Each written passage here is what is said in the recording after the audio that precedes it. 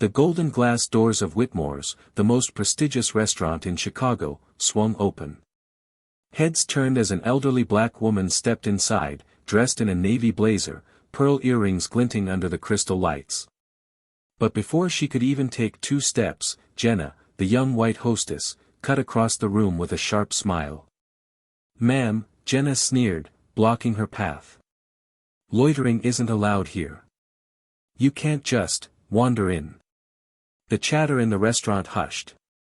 The old woman straightened her shoulders, eyes calm, lips steady.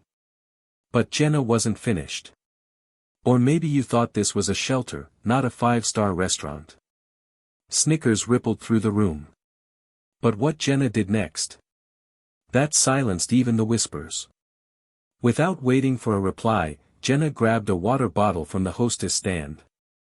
"Here, maybe this'll cool you down," she spat, and tilted the bottle, dumping ice-cold water right over the woman's head. Gasps erupted. Water dripped onto the polished marble floor, soaking the woman's silver curls, her elegant blazer clinging to her frail frame. For a moment, the restaurant froze in disbelief. The old woman didn't flinch. Her gaze remained steady, her voice quiet yet sharp as a blade. "Young lady.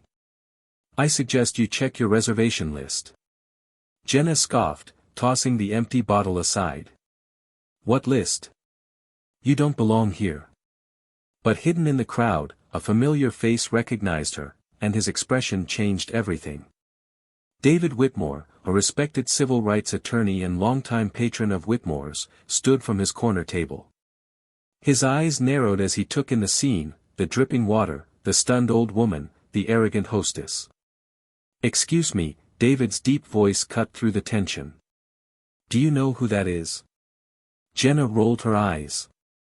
"Just some trespasser." David stepped forward, pulling a crisp business card from his pocket. "That trespasser happens to be Judge Olivia Carter, and more importantly, she's the mother of Marcus Carter." The room went still. Jenna's smirk faded, her hand trembling.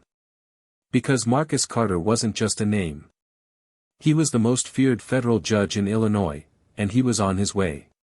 Moments later, the front doors swung open again.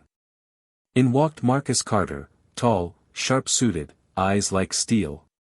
His gaze swept the room, instantly locking onto his soaking wet mother. His jaw clenched.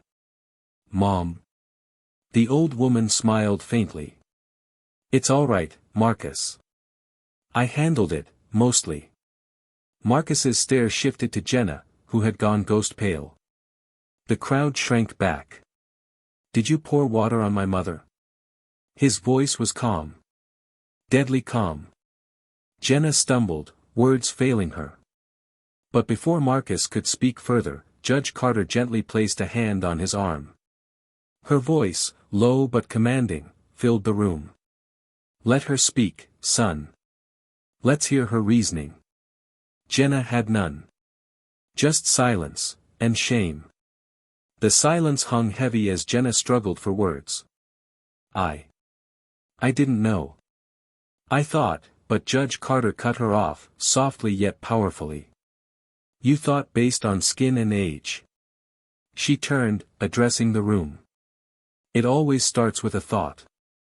That's how dignity dies."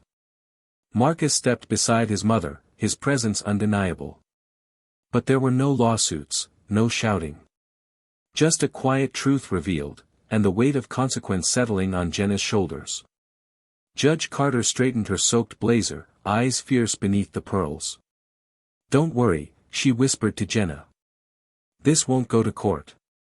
She smiled coldly. "You've already been judged." The restaurant held its breath. They finally saw her. Judge Olivia Carter's story reminds us, respect isn't about appearances, it's about humanity. A pearl necklace or a soaked blazer doesn't define worth. But how we treat others always does. Never assume, never belittle. Because one quiet woman might hold more power, and dignity, than you could ever imagine. If this story made you think, share your thoughts in the comments. And don't forget to subscribe to our channel for more powerful, true racist stories that reveal life's hidden truths.